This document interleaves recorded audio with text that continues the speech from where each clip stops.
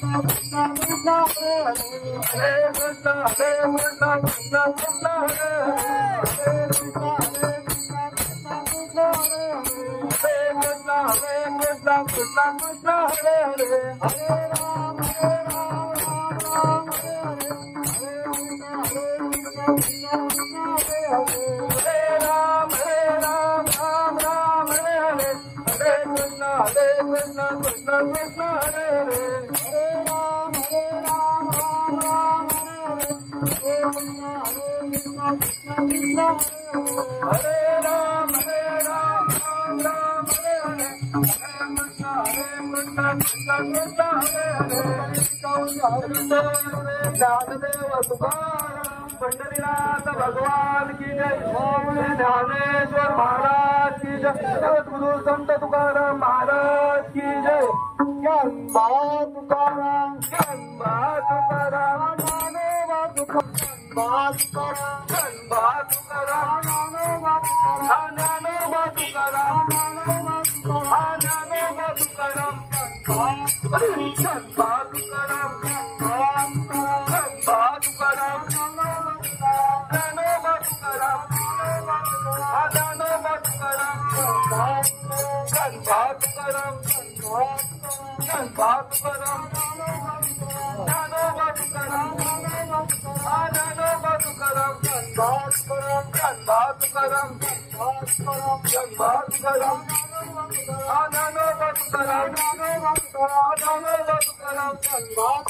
ज्ञानबा तुकाराम,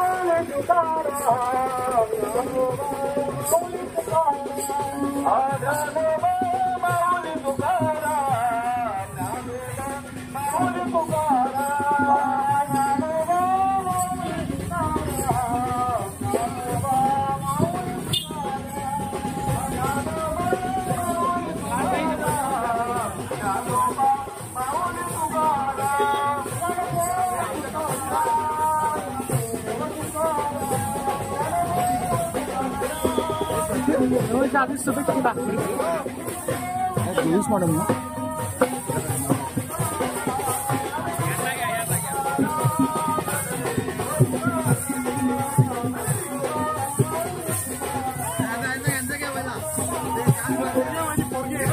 त्यासाठी पहिला आगे टोपलेला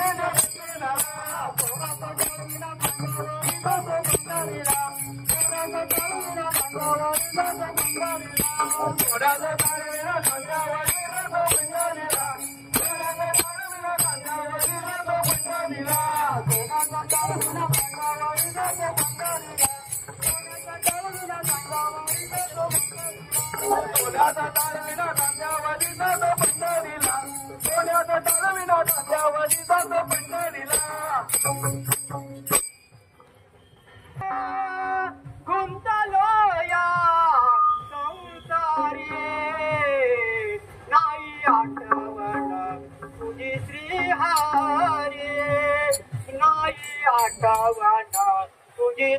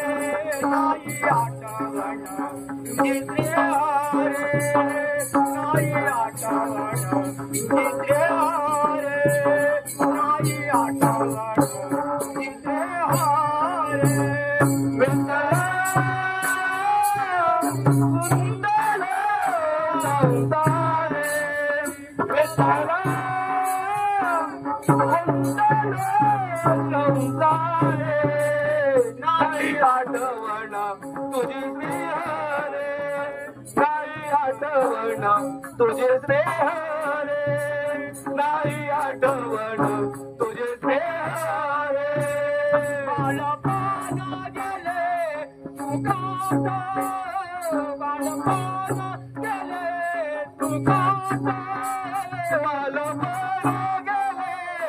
सुखात बाळपण गेले सुखात बाळपण गेले सुखात तारुण्याले डोक्यात तारुण्याले डोक्यात तारुण्याले डोक्यात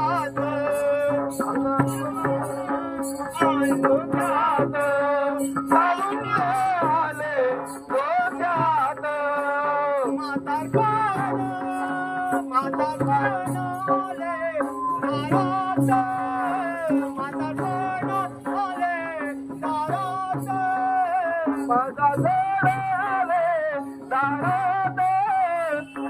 आले दारात म्हातारपण आले दारात विठ्ठला गुंतलया संसारे विठ्ठला गुंतलया संसारे नाही आठवण तुझी प्रिया रे नाही आठवण तुझी प्रिया रे नाही आठवण तुझी प्रिया रे विठ्ठला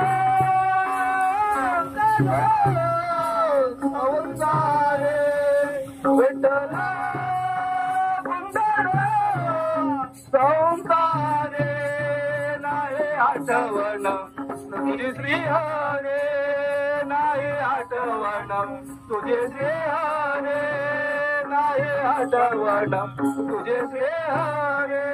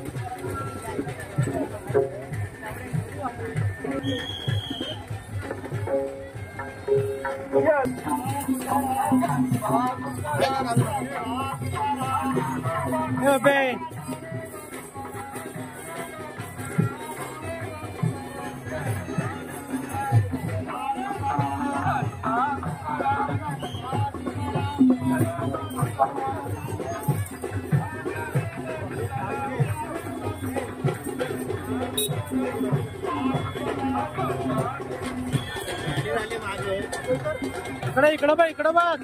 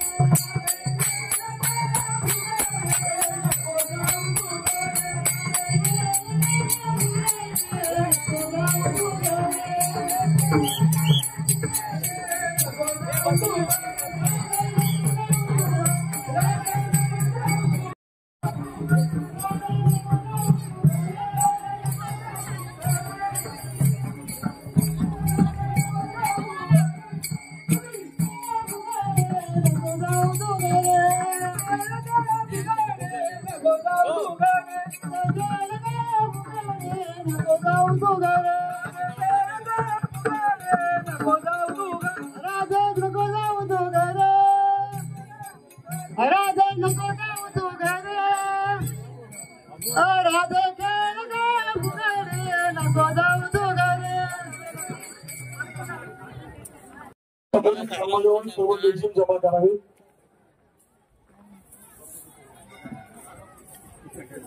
कृपया सर्वांनी स्थानाबद्ध व्हावे.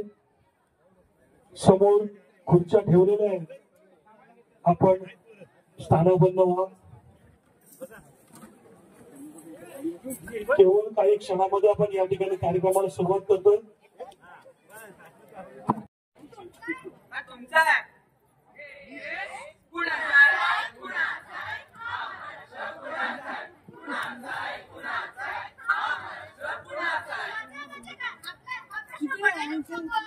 मराठी माणसाचा आहे महाराष्ट्र, प्रत्येक मराठ्याचा आहे महाराष्ट्र, छत्रपती शिवरायांचा आहे महाराष्ट्र. मला प्रश्न पडतोय,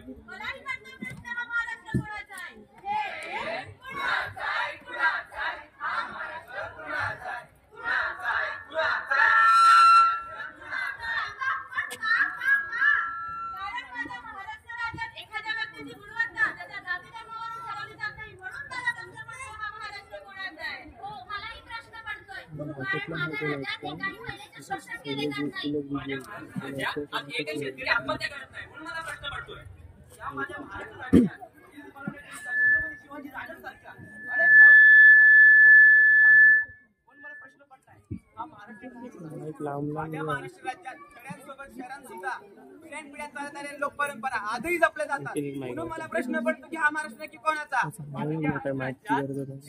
माझ्या महाराष्ट्र राज्यात भावांना आमच्याच भावाशी माझ्या महाराष्ट्र राज्यात नागरिक आपल्याच भावाशी जमिनीची वाद करतात. म्हणून मला प्रश्न पडतो की हा महाराष्ट्र नक्की कोणाचा आहे? माझ्या महाराष्ट्रात वाचिका आणि त्यांची जतन करून ठेवलेल्या, म्हणून मला प्रश्न पडतो की महाराष्ट्र कोणाचा आहे? अरे बस, महाराष्ट्राचं काय तुम्हाला कोणती पिक्चरची स्क्रिप्ट वाटली काय? सगळं तुमच्या मनासारखं घडायला?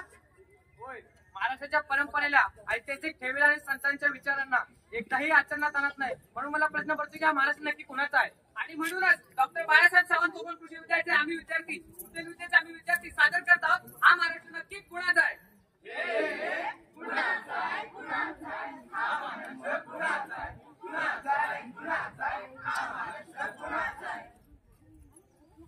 Breaking news. आज पुन्हा एका शेतकऱ्याने केली आत्महत्या. पाहूया कृषी मंत्र्यांचे मत.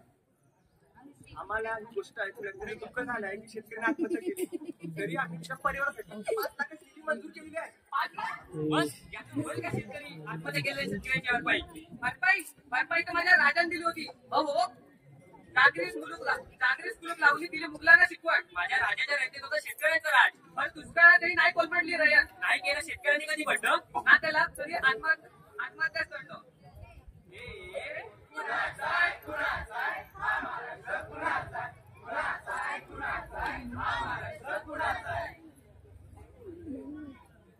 बघा बघा पाहुणं, हे जे दिसतं ना हे 5 एकर सगळी जमीन माझीच आहे. आपली?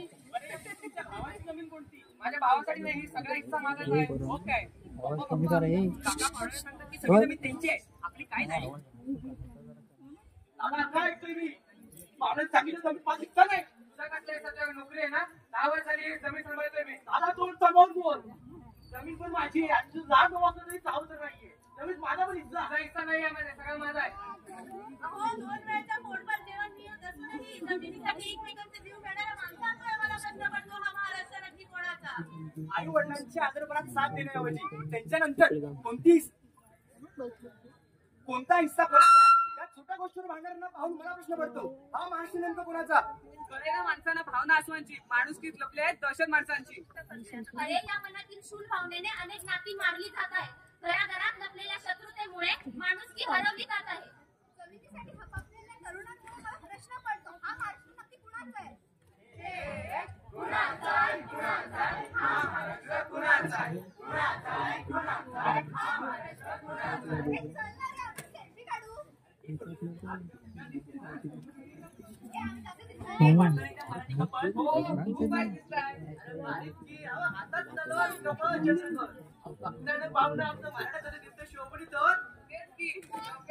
अंगावर नावारी आमचा मराठा लाखात बारी. पण खरंच एवढ्यात एखादा व्यक्ती ठरतो का मराठा? असं असेल तर कोणी पण येऊन स्वतःला मराठा म्हणून घेईल की राव? गप्पा रे, एवढ्यात त्या मुली मराठा ना त्या मराठा अरे मराठा म्हणजे मरणार पण माग हटणार नाही, पुन्हा पुढे झुकणार नाही, तोच खरा मराठा. कुठल्याही जातीचा किंवा धर्माचा मराठा म्हणजे वाघासारखी टरकाळी पडणारा, अन्नासारखी दौडत पडणारा आणि वाड्यासारखं तुफान गाजा घेऊन जाणारा म्हणजे खरा मराठा. मराठा हरत नाही, मराठा दुखत नाही, मराठा थकत नाही, मराठा बिकत नाही. That is why. अरे पाठीवरती शिवाजी आणि छाताडावरती संभाजी कोरणारा मराठा. आणि म्हणूनच 29 सेकंदासाठी आपला ऐतिहासिक वारसा ठेवणारे व आपल्या राजाचं महापुरुषाचं एकेरी नाव घेणारे आणि त्यांच्या विचारांना देखावण्यापुरतं मर्यादित ठेवणारे लोकांमुळे मला प्रश्न पडतो की हा महाराष्ट्र नक्की कोणाचा?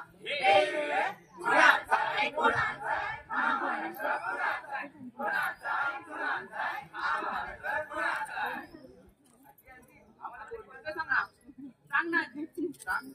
चला, तर तुम्हाला आज भूतांच्या गोष्टी सांगते, ऐका. भूतांच्या? हा, नेमकं सांग तरी कुठल्या भूतांच्या ते? अशा भूतांच्या ज्यांचे विचार आपण कधी ऐकतही नाही, बोलतही नाही आणि बघत पण नाही. मी संत तुकाराम वारकरी संप्रदायाचा प्रचार मी अख्ख्या महाराष्ट्रभर केला, पण कोणत्याही जाती धर्मापुरता केला नाही. आम्ही छत्रपती शिवाजी महाराज कोणताही जात धर्म न मांडता सर्वांना एकत्र करून स्वराज्य निर्माण केले. का तर सगळ्यांची एकजूट होण्यासाठी. आम्ही महाराणी येसूबाई पतीच्या निधनानंतर आम्ही रडत बसलो नाही, पोटचा गोळा सिंहासनावरती बसावा पण कटकार असताना नचत बसलो नाही. छत्रपती राजाराम महाराजांना सिंहासनावरती बसून आम्ही मुघलांविरुद्ध लढलो आणि जाती विरुद्ध लढलो नाही, मराठा म्हणून लढलो. मी सावित्रीबाई फुले माती शेण बळद सगळं सहन केलं, ते पण महिलांना शिक्षण मिळावं म्हणून, कोणत्या एका जातीची नाही. मंडळी या झोपेला उठणं सोप्प आहे, पण झोपेचं सॉंग घेत असेल त्या उठणं ते काही शक्य नाही मला. यासारख्या सूर्याचा जेव्हा सूर्यास्त झाला त्या दिवशी त्यांच्या विचारांचा आणि त्यांच्या विचारांमागे निस्वार्थ लपलेला भावनेचाही सूर्यास्त झाला. आज संत तुकाराम महाराज, छत्रपती शिवाजी महाराज आणि छत्रपती संभाजी महाराज यांचा पुन्हा जन्म होईलच ही शाश्वतता नाही, पण आज अनिष्ट चाळी जन्म घेत आहेत हे मात्र नक्की. हे जर असंच असेल तर आम्हाला पडलेला प्रश्न अगदी बरोबर आहे असं म्हणायला काही हरकत नाही.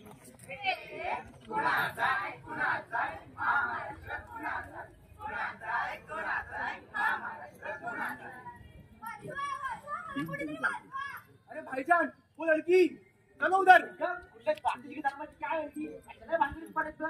हिला फक्त व्हिडिओ काढलाय सोशल मीडियावरती अपलोड करून लाखोमध्ये व्ह्यू आणि फॉलो घेऊन आराम झाले.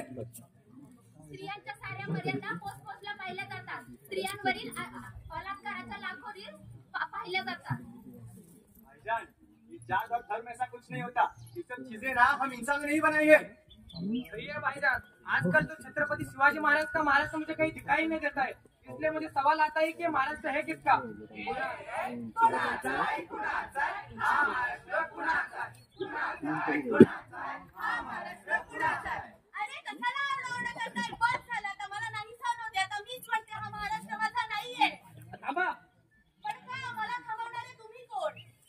पाठीत माझ्या आबासाहेबांनी 16 वर्षी धोरणाची निर्मिती केली होती का?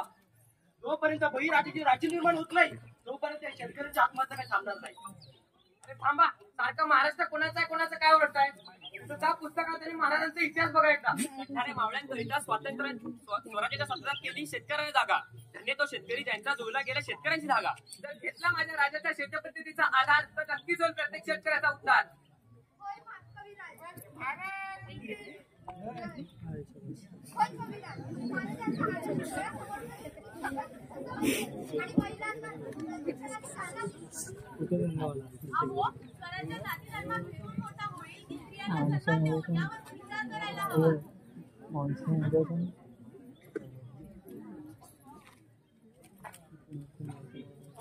हे सगळं बरोबर आहे, पण आपल्या तरुणांनी कुठे जपून ठेवलं त्यांच्या विचारांना ज्याला देण्याऐवजी त्यांच्या विचारांची तमाशा मांडलाय लोकांनी. आजकाल महापुरुषांच्या फक्त जयंती आणि सगळेच राहिले सीमित आहे. आणि हे जर असं चालत आहे ना तर का पूर्ण आम्हाला हा महाराष्ट्र कोणाचा?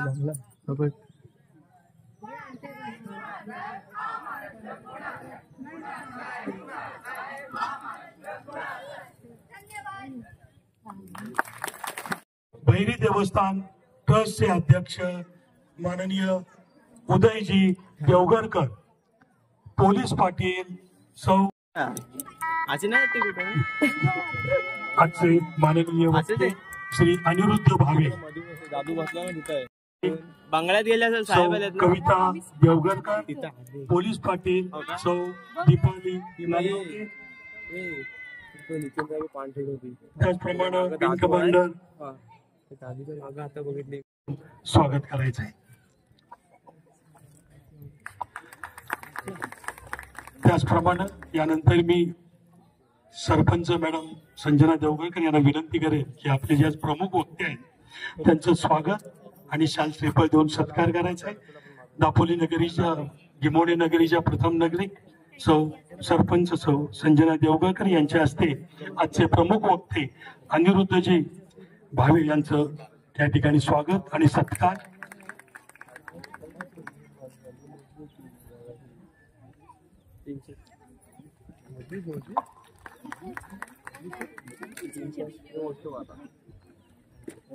दरम्यानच्या काळामध्ये या पथनाट्यासाठी मानकामे यांनी 1000 रुपयाचं बक्षीस या ठिकाणी दिलंय.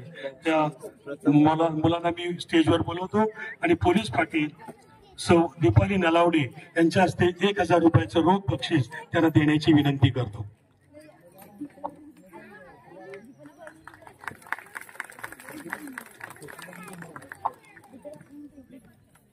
मंडळी, आज गुढीपाडवा, आजपासून हिंदू नववर्ष.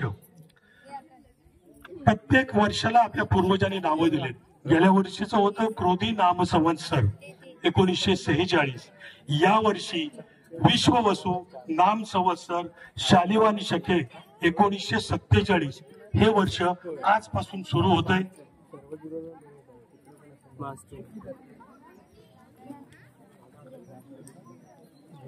या वर्षाच्या आपणा सर्वांना खूप खूप शुभेच्छा.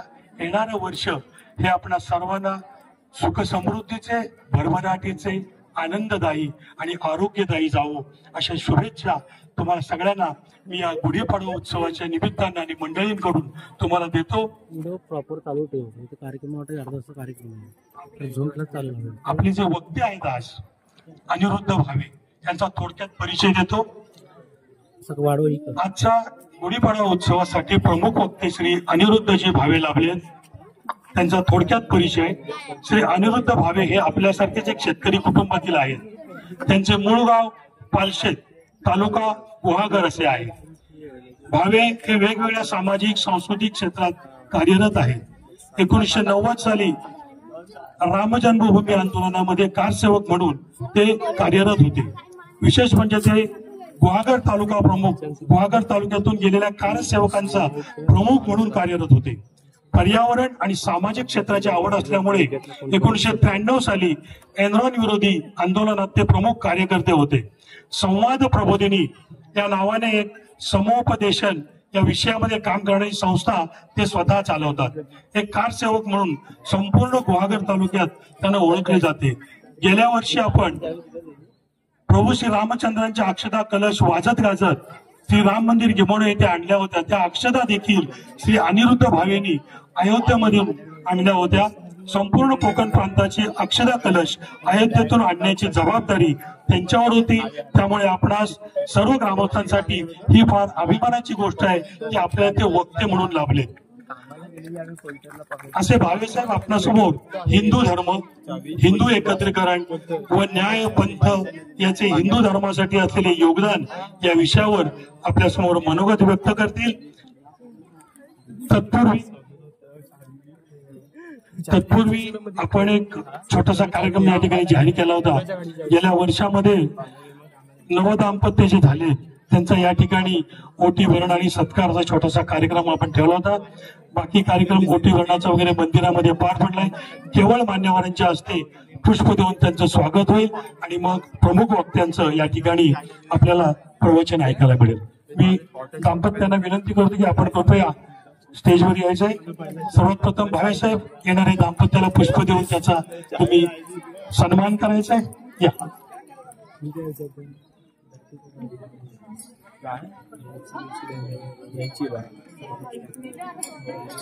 श्री अक्षय आणि श्री मनाली हे या वर्षीचे नवदाम्पत्य. तुम्हाला केवळ शुभेच्छा, भावी आयुष्यासाठी खूप खूप शुभेच्छा. मी सरपंच मॅडमना विनंती करेन यानंतर की आपण येणाऱ्या जोडप्या सत्कार. श्री साहिल आणि सौ कडके या दोघांचा या ठिकाणी सन्मान सरपंच श्री संजना देवगरकर यांच्या हस्ते गुलाब पुष्प देऊन भावी आयुष्य सुख समृद्धीच्या आणि भरभराटीचे जावं.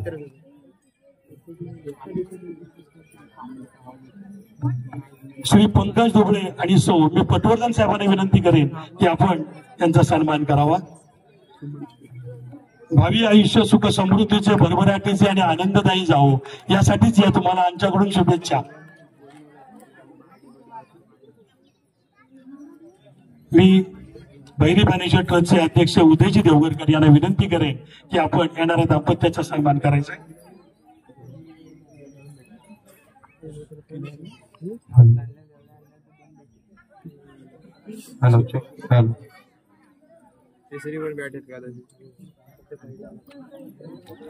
या लोक कोणाच गुरु भैरी बानेश्वर मंदिराचे गुरुच या ठिकाणी आहेत आणि त्यांचा देखील या ठिकाणी आपण सन्मान करणार आहोत. उदयजी देवगरकर हे भैरी बानेश्वर मंदिराचे पुजारी देखील आहेत, नवदाम्पत्य देखील आहेत. पुढील आयुष्य सुख समृद्धीचे भरभराटीचे आनंददायी आणि आरोग्यदायी जावो. धन्यवाद. सर्व दाम्पत्यांना शुभेच्छा. आपण सर्वांना नमस्कार.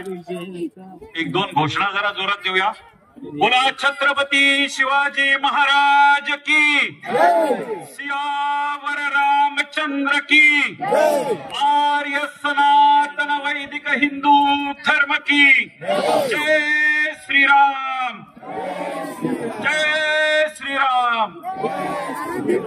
मंचावर उपस्थित सर्व मान्यवर आणि आजच्या शोभायात्रेला गिमोणी गावातील उपस्थित सर्व नागरिक बंधू भगिनी आणि माता आणि भगिनीनो, आज आपल्या प्रथेप्रमाणे हिंदू धर्माचा पहिला दिवस आहे, गुढीपाडव्याचा दिवस आहे. त्यामुळे सर्वप्रथम आपल्या सगळ्यांना नवीन वर्षाच्या खूप खूप हार्दिक शुभेच्छा. आपल्या हिंदू धर्मामध्ये अनेक सण आहेत जे आम्ही एकत्र येतो, साजरे करत असतो. या सगळ्या सणांच्या मागचा उद्देश एकच आहे की समाजाने एकत्र यावं, एकत्र आनंद लुटावा. या निमित्ताने एकत्र जमल्यानंतर गप्पा होतात, एकमेकांची सुख दुःख एकमेकांना शेअर केली जातात, सांगितली जातात आणि मग अडी अडचणी काही असतील तर त्याच्यावरती काही वेगळ्या प्रकारचे मार्ग काढले जातात. आणि म्हणून आमच्या पूर्वजांनी ज्यांनी या धर्माची स्थापना केली किंवा या धर्माचा ज्यांनी वाढ केली त्यांनी सुरुवातीच्या काळापासूनच माणसं काही ना काहीतरी कारणामुळे एकत्र येतील याच्यासाठी जवळजवळ प्रत्येक महिन्यामध्ये काही ना काहीतरी सण असतील, उत्सव असतील याची योजना त्यांनी पहिल्यापासून केली होती. असं म्हटलं जातं की जगामध्ये एकमेव हिंदू धर्म असा आहे की ज्याची स्थापना कोणी केली हे कोणाला सांगता येत नाही, माहित नाही. जगातले अनेक धर्म असे आहेत. इस्लामची स्थापना कोणी केली, कधी केली, कुठे केली याचा इतिहास आहे. ख्रिश्चनिटीची स्थापना कोणी केली, कधी केली, कुठे केली याचा इतिहास आहे. पारशी, ज्यू यांच्याबद्दलही तसंच म्हणता येईल. पण जगात एकमेव धर्म आमचा असा आहे, हिंदू धर्म हा इतका प्राचीन आहे, इतका प्राचीन आहे की या धर्माची स्थापना कोणी एका व्यक्तीने केलेली नाही. ज्या वेळेला जगामध्ये पृथ्वी जन्माला आली, हे ब्रह्मांड जन्माला आलं, त्यावेळेला असं म्हणतात की या जगातला पहिला हिंदू माणूस जन्माला आला जो ब्रह्मदेवानी निर्माण केला. आणि तेव्हापासून आजपर्यंत हजारो वर्ष झाली आमचा हिंदू धर्म हा सतत चालत राहिलाय. मध्यंतरी 1000 वर्षाचा काळ असा होता की आमच्यावरती मुसलमानांनी राज्य केलं. खरं म्हणजे तोपर्यंत या देशामध्ये अनेक राज्य होऊन गेले.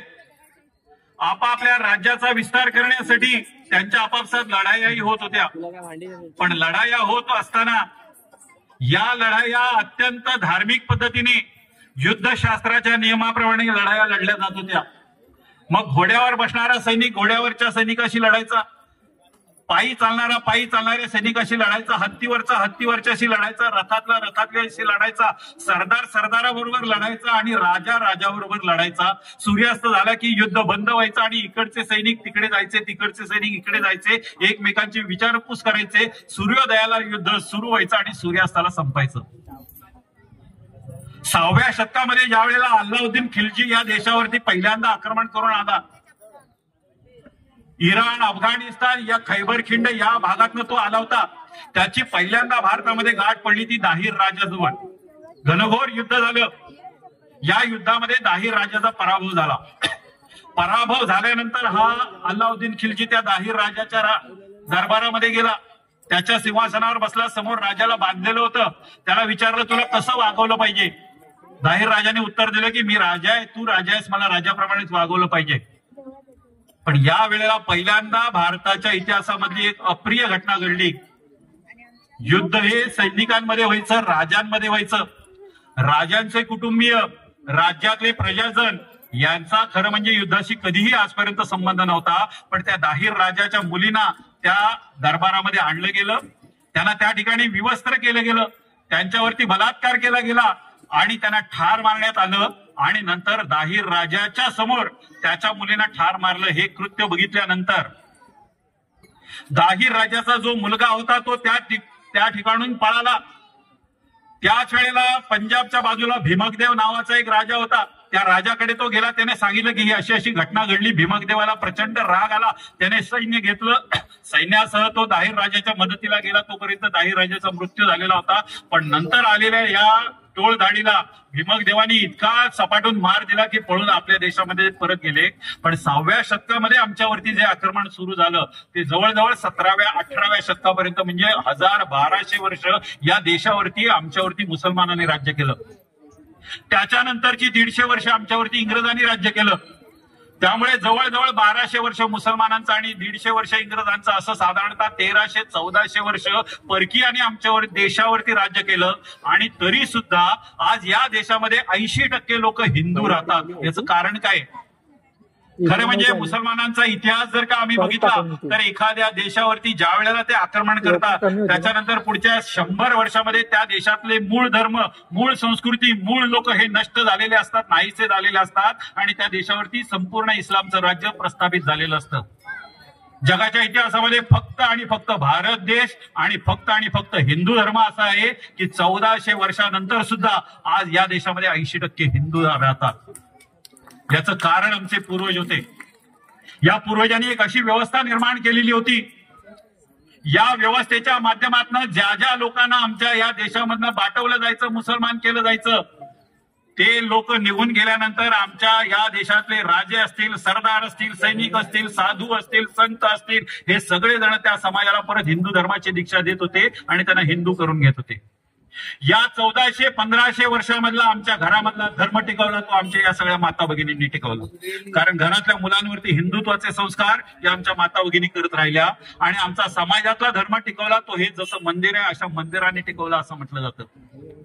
आज एवढ्या 1400 वर्षांच्या आक्रमणानंतर जर का आम्ही या देशामध्ये टिकलो आहे तर आज आमच्या धर्मावरती अशी काही संकट ही येणाऱ्या कालावधीमध्ये आम्हाला समोर दिसत आहेत. ज्या वेळेला युद्ध करून हिंदूंना जिंकता येत नाही असं लक्षामध्ये आलं त्यावेळेला मग आमच्यामध्ये फाटाफूट पाडण्याचे हे षडयंत्र सुरू झालं. मग जाती जातीमधली भांडणं लावल्या गेली. मग ही जात उच्च का ती जात नीच आहे याच्यावरनं आमच्याकडे विवाद झाले. महिलांना हिंदू धर्मामध्ये अत्यंत हीन पद्धतीची वागणूक दिली जाते अशा पद्धतीचे अपप्रचार झाले. आमच्या मंदिरांमध्ये दुर्दैवाने आमच्याच हिंदू धर्मातल्या काही लोकांना मंदिरामधले प्रवेश नाकारले गेले. या सगळ्या संकटावर मात करून सुद्धा आम्ही उभे राहिलो. पण आता येणारी जी संकट आहे हे समोर बघितलं तर संकट वाटत नाही पण प्रत्यक्षामध्ये आम्ही जेव्हा त्याचा परिणाम बघतो तो परिणाम असा असतो की या देशातला हिंदूंचा लोकदर हिंदूंची लोकसंख्या ही हळूहळू हळूहळू कमी होत चाललेली आहे. मग या सगळ्यामध्ये पहिल्यांदा येतात त्या आमच्या मुली आमच्या तरुण मुली. या तरुण मुलींना प्रेमाच्या जाळ्यामध्ये फसवायचं त्यांना या ठिकाणी पळवून लावायचं पळवून घेऊन जायचं त्यांचा धर्म बदलायचा आणि त्यांना मुसलमान करायचं त्यांना ख्रिश्चन करायचं अशा पद्धतीचं लव जिहाद नावाचं एक संकट प्रचंड मोठ्या प्रमाणामध्ये आमच्या देशामध्ये सुरू आहे. ही काय आज कपोलकल्पित कथा राहिलेली नाही.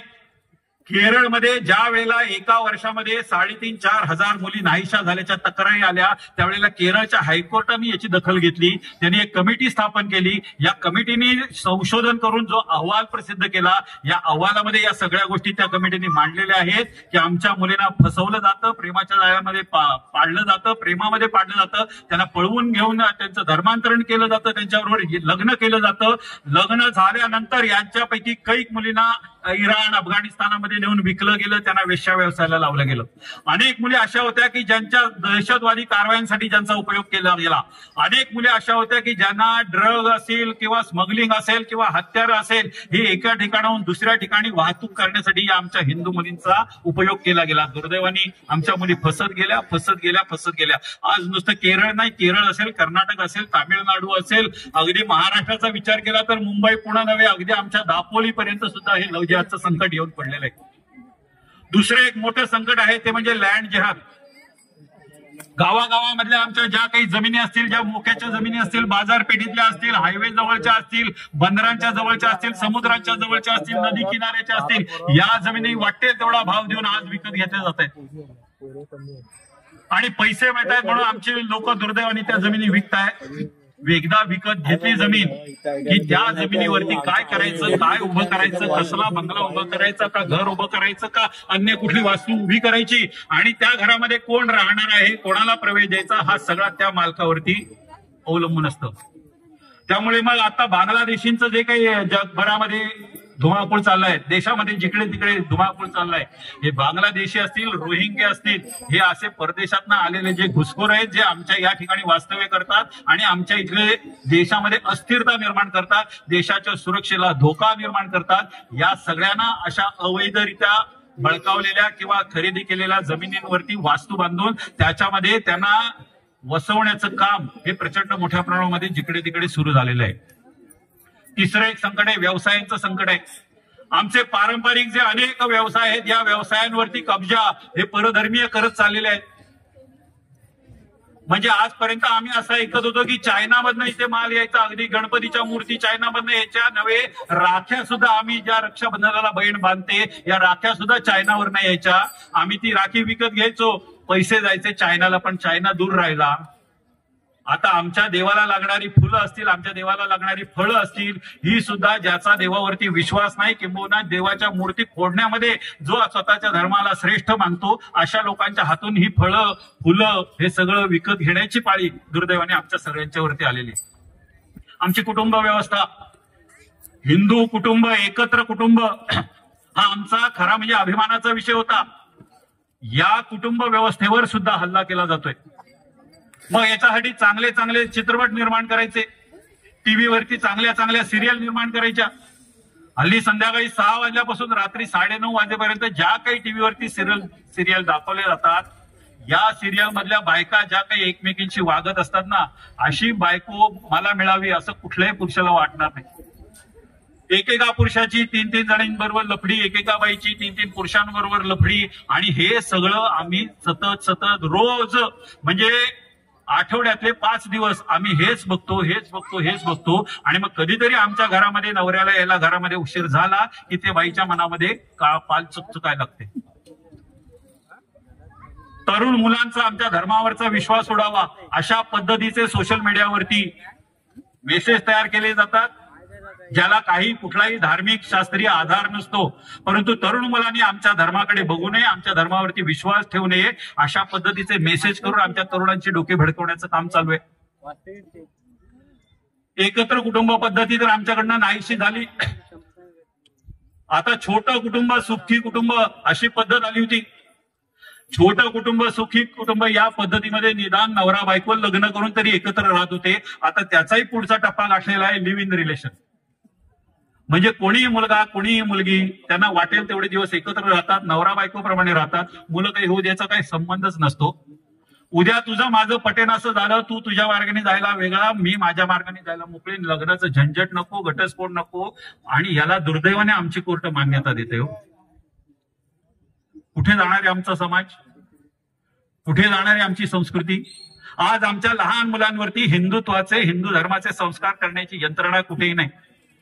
दुर्दैवाने आमच्या काही सरकारमध्ये असे नियम घातले की मुसलमान त्यांच्या मदरशामध्ये त्यांच्या मुलांना धार्मिक शिक्षण देऊ शकतो, ख्रिश्चन त्यांच्या मुलांना त्यांच्या चर्चमध्ये धार्मिक शिक्षण देऊ शकतो, पण हिंदू माणसं हिंदूंच्या शाळेमध्ये हिंदू मुलांवरती हिंदू संस्कार करू शकत नाहीत.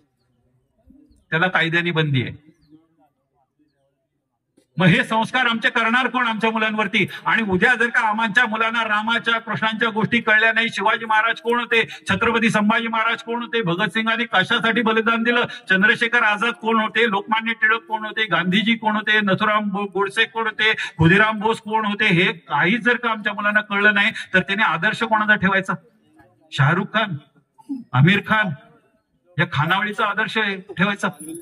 या सगळ्यावरती जर का उपाय शोधायचा असेल तर जगामध्ये एकच देश आहे तुमचा आमचा, हा म्हणजे हिंदुस्थान. मुसलमानांसाठी 50-60 देश आहेत, त्यामुळे भारतातल्या मुसलमानांना मदत लागली तर 50-60 देशात नाही येते.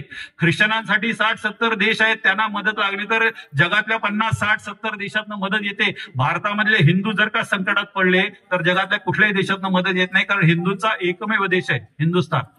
त्यामुळे आमच्या मुलांवरचे संस्कार आम्हाला करावे लागतील, आमच्या मुलींना आम्हाला सांभाळायला लागेल, आमच्या तरुण मुलांना आम्हाला सांभाळायला लागेल, आमची कुटुंब व्यवस्था आम्हाला नीट करावी लागेल, आमची मंदिरं आम्हाला टिकवायला लागतील, आमचे संत, आमच्या परंपरा, आमच्या ज्ञाती संस्था, हे सगळं जर का नीट करायचं असेल तर बाहेरून कोणी माणूस येणार नाहीये. हे सगळं तुम्हाला आम्हाला करावं लागेल आणि हे सगळं करण्यासाठी आम्हाला वेळ द्यावा लागेल. हे सगळं करण्यासाठी थोडा तरी वेळ द्यावा लागेल. आमची नोकरी, आमचा व्यवसाय, आमचा उद्योगधंदा, आमचं कुटुंब असेल, आमचा चरितार्थ असेल, याच्या सगळ्याच्या पलीकडे जाऊन ज्याला ज्याला वाटतंय की नाही माझा धर्म नीट झाला पाहिजे, माझा धर्म टिकला पाहिजे, माझा मुलगा, माझा नातू हा मोठा झाल्यानंतर सुद्धा हिंदू म्हणूनच या देशामध्ये राहिला पाहिजे, तर आम्हाला याच्यासाठी वेळ द्यावा लागेल. आणि हे सगळं जर का करायचं असेल तर 5 महत्वाच्या गोष्टी आम्हाला कराव्या लागतील. एक म्हणजे सामाजिक समरसता. आमच्या जातीमध्ये जी काही भांडणं लावली जातात, गाव म्हणून आज मला इथे खरंच आनंद झाला की अख्खा गाव गिमावणा म्हणून एकत्र येतोय, 9 वर्ष स्वागताची शोभायात्रा काढतो आणि गावदेवीच्या मंदिरामध्ये हा कार्यक्रम होतोय. तुम्हाला सगळ्यांना खरंच खूप खूप धन्यवाद आहे. पण एक गिमावणा गावाने केलं, असंच शेजारच्या जालगावात झालं पाहिजे, असंच केळशीत झालं पाहिजे, आसूदला झालं पाहिजे, असं जेव्हा प्रत्येक गाव ठरवेल की नाही वाटेल तर झालं तरी आम्ही गावामध्ये जातीमध्ये आम्ही भांडण होऊ देणार नाही. ठीक आहे ना, काही कमी जास्त मुद्दे असतील जे बोलून एकत्र बसून सोडवता येऊ शकतात. आम्ही ठरवलं पाहिजे की आमच्या गावामधल्या मंदिरामध्ये सगळ्यांना प्रवेश असेल, मुक्तपणे प्रवेश असेल, कोणी येऊ शकतो, देवापर्यंत जाऊ शकतो, देवाला लोटांगण घालू शकतो, ओटी भरू शकतो, नैवेद्य दाखवू शकतो, तिथे बसू शकतो आणि आपल्या मनातलं जे काही दुःख असेल ते देवाच्या समोर खुल्या मनाने मांडू शकतो. याच्यासाठी कुठल्याही ज्ञातीला, जातीला आमच्या देवळामध्ये बंदी राहणार नाही असं आम्ही ठरवलं पाहिजे. आमची कुटुंब व्यवस्था, माझं कुटुंब माझी जबाबदारी, माझं कुटुंब नीट ठेवण्यासाठी मी पुढाकार घेतला पाहिजे, घरातल्या प्रत्येक महिलेनं पुढाकार घेतला पाहिजे. याच्यासाठी मातृशक्ती इथे बऱ्यापैकी आहे. मी तुम्हाला सगळ्यांना आवाहन करील की तुमच्या सगळ्या जणी आपण सुशिक्षित आहोत. आठवड्यातनं 1 तास काढा आणि आपल्या वाडीतल्या छोट्या छोट्या मुलांना एकत्र करा, त्यांच्यासाठी संस्कार वर्ग चालवा, त्यांना रामाच्या, कृष्णाच्या, शिवाजी महाराजांच्या गोष्टी सांगा. आम्ही फक्त इतिहासामध्ये वाचायचं की जिजाबाईने शिवाजी महाराजांना रामाच्या गोष्टी सांगितल्या, कृष्णाच्या गोष्टी सांगितल्या आणि म्हणून शिवाजी महाराजांच्या मनामध्ये हिंदू धर्माविषयी अभिमान निर्माण झाला आणि ते इंग्रजांविरुद्ध लढले, मुघलांविरुद्ध लढले, फ्रेंचांच्या विरुद्ध लढले, डचांच्या विरुद्ध लढले आणि या महाराष्ट्रामध्ये छत्रपतींनी 350 वर्षाच्या अंधकारानंतर हिंदवी स्वराज्याची स्थापना छत्रपती शिवाजी महाराजांनी केली. हे नुसतंच आम्ही पुस्तकात वाचतो. प्रत्यक्षामध्ये माझ्या घरातल्या मुलावरती रामाचे संस्कार झाले पाहिजेत, कृष्णाचे संस्कार झाले पाहिजेत. ही जबाबदारी कोणाची आहे? ही सगळी मातृशक्तीची आहे. आणि त्यामुळे करण्यासारख्या छोट्या छोट्या गोष्टी आहेत ज्याच्यामुळे आमचा धर्म टिकू शकतो. आमच्या कुटुंबामधली एक वेळ, दिवसात एक वेळ अशी असली पाहिजे की कुटुंबातले सगळेजण एकत्र जेवायला बसले पाहिजेत. त्यामुळे भजन, भोजन आणि भ्रमण हे 3 गोष्टी महत्वाच्या आहेत ज्याच्यामुळे आमचा धर्म टिकतो आणि आमचं कुटुंब एकत्र टिकतं. दिवसातला 1 वेळचं जेवण आम्ही एकत्र केलं पाहिजे. दिवसातनं 15 मिनिटं सगळ्या कुटुंबाने एकत्र बसून आम्ही परमेश्वराचं नामस्मरण केलं पाहिजे. कुठल्याही देवाचं करा. तुमची कुलदेवी असेल, कुलदेवता असेल, तुमचे गुरु असतील, गुरु कुठली परंपरा असेल, गुरु परंपरा असेल, गावदेवी असेल, कोणी नाही तर राम आहे, मारुतीराय आहे, दत्तप्रभू आहेत. आपल्याकडे देवांची कमतरताच नाही. कुठल्याही परमेश्वराचा जो देव तुमच्या घराण्याला आवडतो त्याचं 15 मिनिटं घरातल्या सगळ्यांनी एकत्र भजन केलं पाहिजे, स्तोत्र म्हटलं पाहिजे, आरती केली पाहिजे. तिसरी गोष्ट महत्वाची अशी आहे की वर्षातनं एकदा कुटुंबातल्या सगळ्यांनी एकत्र सहलीला गेलं पाहिजे.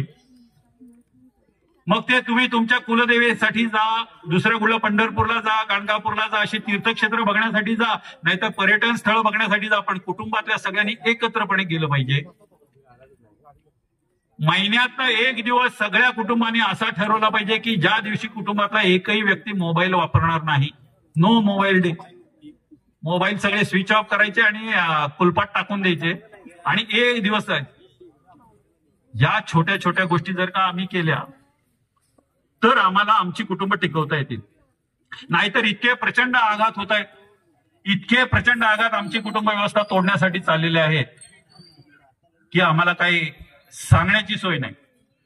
छोट्या छोट्या मुलांवरती सुद्धा नको त्या पद्धतीचे संस्कार करणाऱ्या सिरियल्स असतील, व्हिडिओज असतील आणि आता सोशल मीडिया, लहान मुलांच्या हातामध्ये मोबाईल आणि मोबाईलला असलेलं ते इंटरनेट नावाचं एक हे जे काही आहे, ज्याच्यामुळे लहान मुलांच्या डोळ्यासमोर कुठल्या वेळेला कुठल्या पद्धतीचं चित्र येईल आणि कुठल्या पद्धतीचा व्हिडिओ येईल हे काही कोणी सांगू शकत नाही. याच्यातनं आमचं कुटुंब वाचवायचं असेल तर आम्ही प्रत्येकाने माझ्या कुटुंबासाठी मी जबाबदारी घेतली पाहिजे. या 3-4 गोष्टी छोट्या छोट्या आम्ही केल्या पाहिजे. तिसरी गोष्ट आहे, गाव आमचं आहे, तालुका आमचा आहे, जिल्हा आमचा आहे. मग माझ्या गावामध्ये लागणाऱ्या छोट्या छोट्या गोष्टी असतील, या प्रत्येक गोष्टीसाठी आम्ही सरकारवर कशासाठी अवलंबून राहिलं पाहिजे. माझ्या गावातला कचरा सुद्धा कोणीतरी येऊन साफ केला पाहिजे. माझ्या गावामध्ये जर का किरकोळ साफसफाई करायची असेल तर त्याच्यासाठी सुद्धा कोणीतरी सरकारने आलं पाहिजे. नाही, आम्ही गाव म्हणून एकत्र येऊ, कधीतरी आम्ही श्रमदान करू आणि माझ्या गावासाठी लागणाऱ्या चांगल्या गोष्टी आहेत याचा पुढाकार जर का मी घेतला तर आमच्या सगळ्यांच्या सहकार्याला सरकार येऊ शकतं. एक या देशाचा जबाबदार नागरिक म्हणून मी या देशाच्या जे जे नियम आहेत, जे जे कायदे आहेत, जे जे कानून आहेत त्या सगळ्याचं मी पालन केलं पाहिजे. मी जर का नोकरी करणारा असेल, व्यवसाय करणार असेल तर मी टॅक्स वेळेवर भरला पाहिजे. मी दुकानदाराकडे गेल्यानंतर योग्य ती पावती त्याच्याकडनं घेतली पाहिजे प्रत्येक गोष्टीची. रस्त्याने जाताना कशा पद्धतीने जायचं, गाडी चालवताना लायसन असेल तरच गाडी चालवली पाहिजे. हे छोटे छोटे जे नियम आहेत जे कोणी माणूस पाळू शकतो, अशा पद्धतीची जी नागरिकांची कर्तव्य आहेत, ही नागरिकांची कर्तव्य आपण प्रत्येकाने पाळली पाहिजे. शाळेत असताना आम्ही भारत माझा देश आहे, सारे भारतीय माझे बांधव आहेत असं फक्त म्हणायचं. शाळा सुटल्यानंतर आम्ही हे सगळं विसरून जायचं. आता फक्त कधीतरी भारत माता की म्हणलं की जय म्हणायचं आणि जिला आम्ही आई म्हणतो त्या आईला कशा पद्धतीची वागणूक द्यायची. पान खाल्लं, गुटखा खाल्ला, कुठेतरी थुंकलं, प्लास्टिक घेतलं, प्लास्टिकचा वापर संपला की त्याचा बोळा केला, कुठेतरी टाकून दिला. उद्या तुम्हाला आम्हाला सांगितलं की ह्या सगळा कचरा उचला, एका टोपलीमध्ये भरा, घरामध्ये जा, तुमची आई असेल त्या आईच्या डोक्यावर टाका. आम्ही टाकणार होतो नाही ना. त्या आईला मान आहे, सन्मान आहे, दिलाच पाहिजे तो मान. मग भारत माता की जय म्हणत असताना आम्ही आमच्या देशाला जर का आई म्हणतोय, या जमिनीला जर का आमच्या आई म्हणतोय, तर या जमिनीवरती प्लास्टिक सारख्या घाणेरडी गोष्ट जी कित्येक पुढची 1000 वर्ष जी कुजत नाही, ज्याचं विघटन होत नाही, जी जाळली तर त्याच्यातनं इतके विषारी वायू बाहेर पडतात की आपल्या सगळ्यांना ते विषारी वायू, त्याच्यामुळे अनेक प्रकारचे रोग होऊ शकतात, कॅन्सर सारखे रोग होऊ शकतात. त्यामुळे प्लास्टिकचा वापर, प्लास्टिकच्या बाटल्या असतील, चहाचे प्लास्टिकचे कप असतील, हल्ली उत्सवामध्ये वगैरे भरपूर संख्या असली की त्या पत्रावळी सुद्धा प्लास्टिकच्या येतात. या सगळ्याचा वापर आम्ही हळूहळू कमी केला पाहिजे. घरामधनं बाजारामध्ये जात असताना, मार्केटमध्ये जात असताना एक कापडी पिशवी खिशामध्ये जर का ठेवली तर भाजीवाल्याकडे प्लास्टिकची पिशवी मागण्याची आपल्याला गरज लागणार नाही. या पद्धतीचं पर्यावरणाचं रक्षण करणं हे सुद्धा आमचं कर्तव्य आहे ना. तुकाराम महाराजांनी सांगून ठेवलंय, वृक्षवल्ली आम्हा सोयरी वनचरे. म्हणजे आम्ही कशामध्ये देव बघतो, आम्ही जनावरांमध्ये देव बघतो, आम्ही प्राणी मात्रांमध्ये देव बघतो, आम्ही झाडांमध्ये देव बघतो, आम्ही पाण्यामध्ये देव बघतो, आम्ही हवेमध्ये देव बघतो, आम्ही मातीमध्ये देव बघतो. आमच्या पूर्वजांनी जर का ह्या सगळ्यांना देवाचं स्वरूप दिलं आहे, तर हे सगळेजण आमच्या जगण्यासाठी किती महत्वाचे आहेत हे त्यांना कळलं होतं. दुर्दैवाने आज आम्हाला हे सगळं काहीच कळत नाही. त्यामुळे जल, जीवन आणि जंगल या 3 गोष्टी जर जेव्हा आम्ही वाचवल्या नाहीत तर मग भविष्यकाळ आमच्या मुलांचा हा कठीण होणार आहे. भारताचे एक माननीय पंतप्रधान होऊन गेले अटल बिहारी वाजपेयी, त्याने असं म्हटलं होतं की 2 महायुद्ध झाले आहेत, जगातलं 3रं महायुद्ध हे पाण्यावरनं होणार आहे.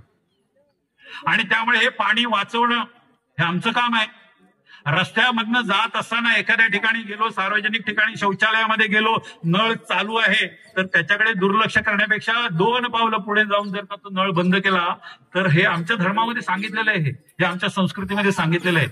उन्हाळ्यामध्ये आम्ही पक्ष्यांसाठी काही ठिकाणी पिण्यासाठी पाणी, प्राण्यांसाठी पिण्याच्या पाण्याची व्यवस्था ही आम्ही केली पाहिजे. आमच्या गावामधले जे पाण्याचे साठे असतील, नद्या असतील, ओढे असतील, तळी असतील, ही साफ असली पाहिजेत, स्वच्छ असली पाहिजेत. ही जबाबदारी आमच्या गावाची. अशा पद्धतीचं पर्यावरणाचं रक्षण सुद्धा आम्ही केलं पाहिजे. आणि चौथी महत्वाची गोष्ट तो म्हणजे स्वचा अभिमान, स्वदेशीचा अभिमान आम्ही सगळ्यांनी धरला पाहिजे. मग या देशामध्ये तयार होणाऱ्या वस्तू, या जिल्ह्यामध्ये तयार होणाऱ्या वस्तू, या तालुक्यात तयार होणाऱ्या वस्तू, या गावामध्ये तयार होणाऱ्या वस्तू, एखादी वस्तू मला गरजेची जी लागते, ही लागणारी वस्तू ही जेवढ्या जवळचा माझ्या तो वस्तू तयार करणार असेल तितकी ती मी घेणं हे अत्यंत गरजेचं आहे आणि अत्यंत महत्वाचं आहे. याच्यामुळे या वस्तू खरेदीतला जो काही पैसा असेल तो याच गावात राहील, याच तालुक्यात राहील, याच जिल्ह्यात राहील, याच देशात राहील आणि मग त्याच पैशाचा विनियोग आपल्या सगळ्यांच्या विकासासाठी केला जाईल. त्यामुळे स्वदेशीचा वापर केला पाहिजे, स्वभाषेचा वापर केला पाहिजे. अनावश्यक ठिकाणी इंग्रजी बोलणं असेल, हिंदी बोलणं असेल हे आम्ही टाळलं पाहिजे. अगदीच गरज नाही, गरज लागली, आता काही पर्यायच नाही तर इंग्रजी शब्दांचा वापर केला तर एखाद्या ठिकाणी चालू शकतं, पण स्वभाषेचा आम्ही वापर केला पाहिजे. तसाच स्वभूषेचा सुद्धा, आमची स्वतःची भारतीय म्हणून जी काही वेशभूषा आहे या वेशभूषेचा सुद्धा आम्ही सगळ्यांनी वापर केला पाहिजे. त्यामुळे स्वभाषा असेल, स्वदेश असेल, स्वदेशी असेल, स्वभूषा असेल, या सगळ्याचा अभिमान आम्ही सगळ्यांनी बाळगला पाहिजे. या 4-5 गोष्टी जर का आम्ही केल्या तर आमचा धर्म चांगल्या पद्धतीने टिकवण्यासाठी मदत होईल. आज गावामध्ये एकत्वाचं तर वातावरण या ठिकाणी दिसतंय. खरं म्हणजे आमच्या धर्मामध्ये छुआछूत होती, उच्च नीचता होती, हे सगळे भ्रम होते. आज सुद्धा या देशामध्ये सांगितलं जातं की इथे भारतामध्ये प्रचंड जातीपात आहे, जाती व्यवस्था आहे, आमच्या इथली ही आहे, पण आमच्या इतका वैज्ञानिक धर्म जगामध्ये कुठलाही नाही. 1.5 महिन्यापूर्वी कुंभमेळा झाला. 65 कोटी लोक 1.5 महिन्यामध्ये त्या गंगेमध्ये स्नान केलं. 65 कोटी लोक एकाच रस्त्याने गेले, 65 कोटी लोक एकाच घाटावरती गेले, 65 कोटी लोकांनी एकाच वेळी आंघोळ केली, 65 कोटी लोकांनी एकाच ठिकाणी चहा प्यायला, 65 कोटी लोक एकाच ठिकाणी जेवले. 65 कोटीतल्या एकानेही शेजारी आंघोळ करणाऱ्याला विचारलं नाही का अरे बाबा तुझी जात कुठली आहे, कुठली आली जाती. आता हा कुंभमेळा जो दर 12 वर्षांनी भरतो, हा सुद्धा आमचा धर्म किती वैज्ञानिक आहे याचं एक प्रमुख कारण, याचं एक प्रमुख उदाहरण म्हणून हा कुंभमेळा आहे. असं म्हटलं जातं की समुद्रमंथन झाल्यानंतर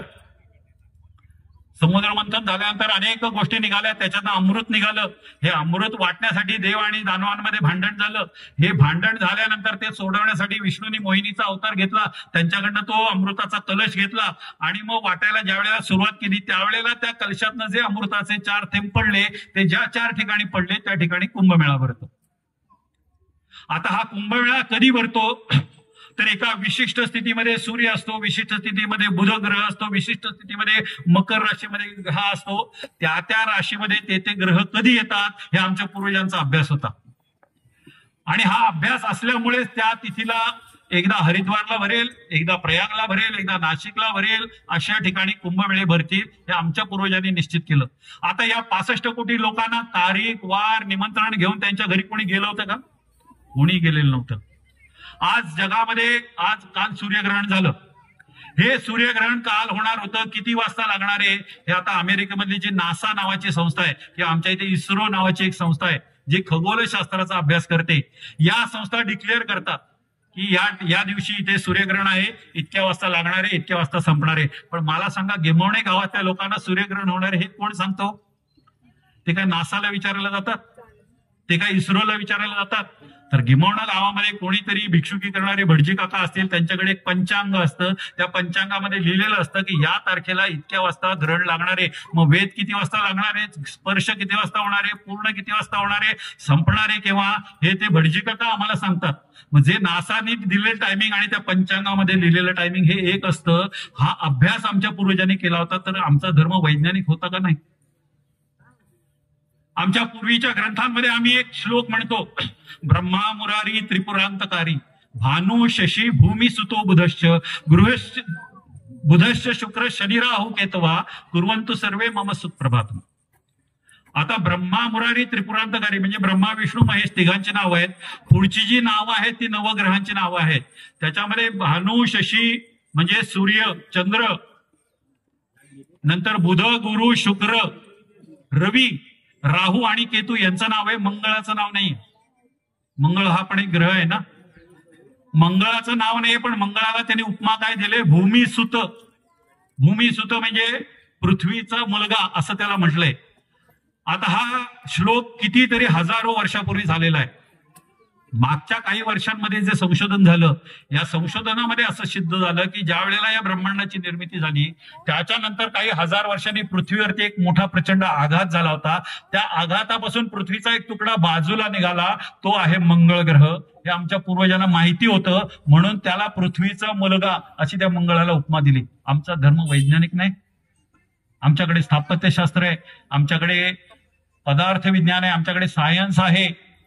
जी म्हणून आमच्या जीवनाला आवश्यक गोष्ट आहे, या प्रत्येक गोष्टीचा आमच्या पूर्वजांनी अभ्यास केलेला होता. आणि तुम्हाला सांगतो, इंग्लंड असेल, अमेरिका असेल, फ्रान्स असेल, जर्मनी असेल, ज्या वेळेला औद्योगिक क्रांती झाली आणि वेगवेगळ्या गोष्टींचे शोध लागले, हे शोध करणारे जे शास्त्रज्ञ होते त्यांची चरित्र काढून बघा. या प्रत्येकाने भारतीय संस्कृती, भारतीय वेद असतील, भारतीय त्यावेळेचे जे काही ज्ञान ग्रंथ असतील, या सगळ्या ग्रंथांचा अभ्यास केला होता, त्याचा आधार घेतला होता आणि त्याच्या आधारावरती त्यांनी त्या ठिकाणी आपले शोध लावले होते.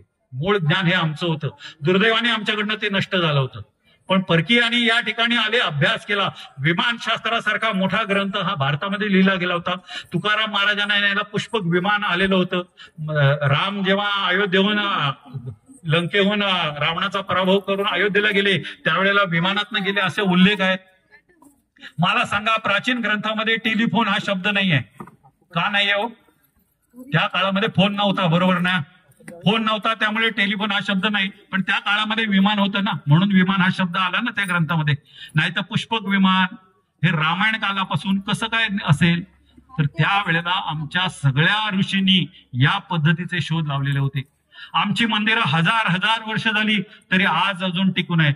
आमच्या राजांनी बांधलेले किल्ले 300 वर्ष, 400 वर्ष झाली, 500 वर्ष झाली, हे किल्ले आमचे टिकून आहेत. आमची अनेक मंदिरं अशी आहेत. शंकराची 3 मंदिरं अशी आहेत. रामेश्वरमचं असेल, उज्जैनचं असेल आणि केदारनाथचं असेल. प्रत्येक मंदिरामध्ये 1000 किलोमीटरचं अंतर आहे. पण नकाशावरती जर का एक पट्टी ठेवली आणि एक सरळ रेषा मारली तर प्रत्येक मंदिराचा कळस हा बरोबर एका रेषेमध्ये येतो. हे ज्ञान आमच्या पूर्वजांकडे कुठून आलं? आमचा हिंदू धर्म इतका महान होता, इतका वैज्ञानिक होता. आज दुर्दैवाने आमच्या धर्मावरती ग्लानी आलेली आहे. ही ग्लानी जर का आम्हाला दूर करायची असेल तर बाहेरून मी मगाशीच सांगितलं कोणी येणार नाही, आम्हीच. तूच आहेस तुझ्या जीवनाचा शिल्पकार, वामनराव पै सांगायचे. या पद्धतीने आमचा धर्म टिकवणं, आमचा धर्म वाढवणं आणि आमच्या धर्माचे संस्कार आमच्या या पुढच्या पिढीवर करणं हे आमच्या प्रत्येकाच्या हातामध्ये आहे. त्यामुळे आपल्याला मिळणारा जो काही वेळ असेल, आपली नोकरी, उद्योग, धंदा, व्यवसाय हे सगळं सांभाळल्यानंतर सुद्धा आपल्याकडे काही वेळ उरतो. असा दिवसातला 1 तास असेल, आठवड्यातला 1 तास असेल, महिन्यातला 1 दिवस असेल, काही ना काहीतरी धर्म कार्यासाठी आपण प्रत्येकाने द्यावा. कुठल्या ना कुठल्या तरी हिंदुत्वाचं काम करणाऱ्या अनेक संस्था आहेत. विश्व हिंदू परिषद आहे, राष्ट्रीय स्वयंसेवक संघ आहे, सनातन संस्था आहे, संभाजी भिडे गुरुजींची संस्था आहे, अनेक हिंदुत्ववादी संघटना आहेत, संस्था आहेत. याच्या कामामध्ये आपण प्रत्येकाने जोडून घ्यावं. आणि मातृशक्तीला परत एकदा मी 2 विनंती करणार आहे. एक म्हणजे मगाशी सांगितलं त्याप्रमाणे हिंदुत्वाचे संस्कार आपल्या मुलांवरती व्हावे, त्याच्यासाठी संस्कार वर्ग तुम्ही चालू करा. तुम्हाला संस्कार वर्ग कसे घ्यायचे, काय घ्यायचे याची जर का अडचण असेल तर आमच्याकडे संपर्क साधा. आपण वर्षभराचं पूर्ण सिलेबस संस्कार वर्गाचा तयार केलेलं आहे की प्रत्येक आठवड्याला काय घ्यायचं, कुठली गोष्ट सांगायची, कुठला खेळ घ्यायचा, कुठला श्लोक शिकवायचा, याचं पूर्ण पुस्तक आपल्याकडे तयार आहे. हे पुस्तक सुद्धा आपण तुम्हाला त्या ठिकाणी अवेलेबल करून देऊ. आणि शेवटचा आणि महत्वाचा मुद्दा की घरामध्ये लागणाऱ्या वस्तू खरेदी करत असताना आम्ही डोळे उघडे ठेवून आम्ही खरेदी केली पाहिजे. हे विशेषतः मातृशक्तीसाठी आमची विनंती आहे. कारण आमच्या घरचा बाजार सगळा भरतात त्या.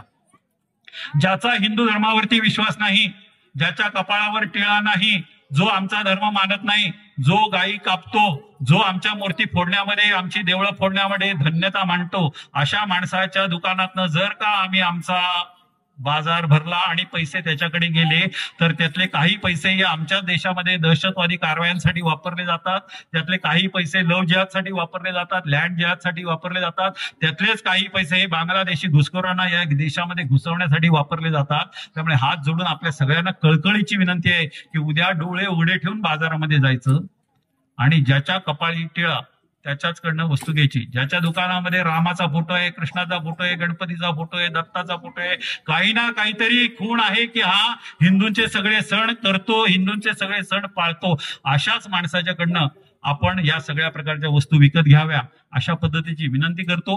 आणि या ठिकाणी मला तुम्ही बोलवलं, बोलण्याची संधी दिली, त्याबद्दल संयोजकांचे, ग्रामस्थांचे परत एकदा आभार मानतो. परत एकदा तुम्हाला खूप खूप धन्यवाद देतो की खूप चांगल्या पद्धतीने तुम्ही गाव म्हणून एकत्र आलात आणि चांगल्या पद्धतीचा कार्यक्रम केलात. त्याबद्दल आपल्या सगळ्यांना परत एकदा शतशः धन्यवाद देतो. वेळात वेळ काढून हिंदू धर्मासाठी परत एकदा वेळ द्या. मी इतक्या कळकळीने 3-3दा सांगतोय कारण येणारी संकट प्रचंड मोठी आहेत आणि खूप वेगाने आमच्यावरती आपटताय ही सगळी संकट. याच्यातनं जर का आम्हाला बाजूला कोणी करणार असेल आणि वाचवणार असेल तर ते वाचवणारे सुद्धा आम्हीच आहोत, सफर होणारे सुद्धा, दुःख भोगणारे सुद्धा आम्हीच आहोत. त्यामुळे आमचा नातू, आमची नात हे हिंदू राहावेत याच्यासाठी म्हणून आपण प्रत्येकाने आपला थोडासा वेळ हा हिंदू धर्मासाठी द्यावा एवढी विनंती करतो आणि माझ्या वाणीला विराम देतो. जय श्रीराम. सर्वांचे पदाधिकारी आणि मुख्य म्हणजे आजच्या कार्यक्रमाचं वृत्तांकन करण्यासाठी आलेले पत्रकार आणि चॅनेलचे प्रवक्ते, या सर्वांचे मी मनापासून आभार मानतो, ऋण व्यक्त करतो. आणि आपण सर्व ग्रामस्थ बंधू भगिनी यावर्षी आपण आलोय त्याच्याही पेक्षा जास्त संख्येने पुढच्या वर्षी येऊया, दुप्पट तिप्पट संख्येने येऊया, वेळेवर उपस्थित राहूया आणि हा कार्यक्रम अधिकाधिक उत्तम पद्धतीने साजरा करूया.